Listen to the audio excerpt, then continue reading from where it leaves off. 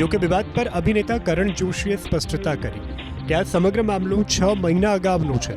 એ સમયે તેમનું Instagram account hack થયું હતું. ઇન્સ્ટાગ્રામ એકાઉન્ટ હેક થવાથી મારા એકાઉન્ટમાંથી ઘણાના મેસેજ ગયા હતા. આરોપ લગાવનાર અભિનેત્રી સાથે પણ હેક થવા અંગે વાત થઈ હતી. સ્પષ્ટતા થયા બાદ 6 મહિના બાદ આરોપ લગાવ્યો તે ખોટું છે. ઇન્સ્ટાગ્રામનો આ રીતે દુરુપયોગ કરી અને આરોપો લગાવવાના જોઈએ.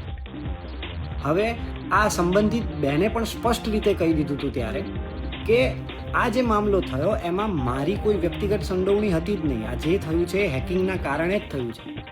ત્યારે જ બધી ચોખવટ થઈ ગઈ હતી, ક્લિયર કટ ત્યારે જ બધું થઈ ગયું હતું.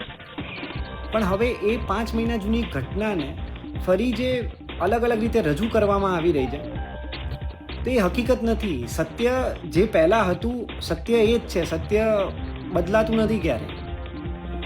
અને મારું ખાલી કહેવું એટલું જ છે કે કોઈ પણ ઓપિનિયન બનાવતા પહેલાં હકીકત શું છે ને પહેલાં જાણી લો. ઇન્સ્ટાગ્રામને કાયદો સમજીને ફાયદો ઉઠાવવામાં આવતો હોય ને એવું બધું મને અત્યારે લાગી રહ્યું છે. આ ના થવું જોઈએ.